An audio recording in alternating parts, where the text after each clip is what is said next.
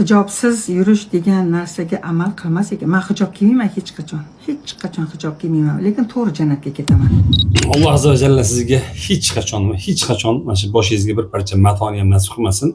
Ya'ni niyatingiz o'zingizga hamroh bo'lsin. Hattoki o'sha oxirgi manzilga ketayotganingizda ham nasib qilmasa mayli. Chunki bu dunyoda sizga foydasi naf tegmagan narsa u mahalla sizga hech qachon naf tegmaydi. Kimdir mana shu gaplardan keyin qattiq gap gapirib yubormang deb haligi fikr bildiradigan aqllilar bor-da. Biz nimaga fikr bildirmasligimiz kerak? Bizni musulmon opa-singillarimizni eng sharafli ibodatiga va islom dinini eng baland shiorlaridan bo'lgan hijobga uzatilgandan keyin biz musulmonlar ham bularga raddiy berishga haqqimiz bor. Bitta haqqimiz emas, bularga bir raddiy berishni bizning vazifamiz deb bilamiz biz. Mana shu o'rinda men bu ayolning kommentariyasini ko'rdim. Hijob haqida juda ko'pchilik chiroyli nasihat qilishibdi. Hadis yozishgan, oyatlarni yozishgan. Lekin yana ko'pchilik shu jannatga tushaman men to'g'ridan to'g'ri degan gapiga qattiq bir fikr bildirishibdi. Aslida bunga fikr bildirmasligimiz kerak. Chunki yahudiylar ham, nasroniylar ham hamma din vakillarining o'zlarining tasavvurida bir jannat bor. Ular hammalari o'sha jannatga tushaman deb niyat qilishadi. Ya'ni xomtama niyat bu.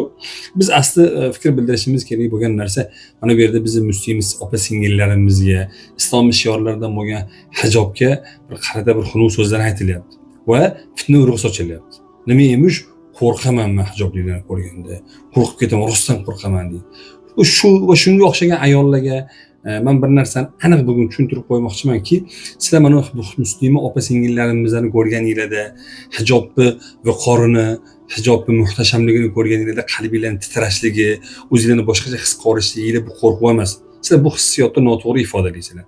Mana bu narsa sizlarni haqir, past, izzatsiz, xorligingizda keladigan his tuyg'u bu. Mana shu narsani yolg'ondan sizlar qo'rquv deb ifodalaysizlar. Ya'ni o'sha bitta fransiyalik ayoldan so'ralganida, "Siz nima uchun hijobli ayollarga til uzatasizlar?" deganda, biz ularning yonida o'zimizni bir fohishadek his qilyapmiz, ularning muhtasham liboslarini oldida deb javob berdi-yu. Shunga o'xshab sizlar ham noto'g'ri ifodalamanglar, ochig'ini aytib qo'ya qolinglar. Alloh azza va jalla hammalarimizni, holimizni isloh qilsin. Assalomu alaykum va rahmatullohi va barakatuh.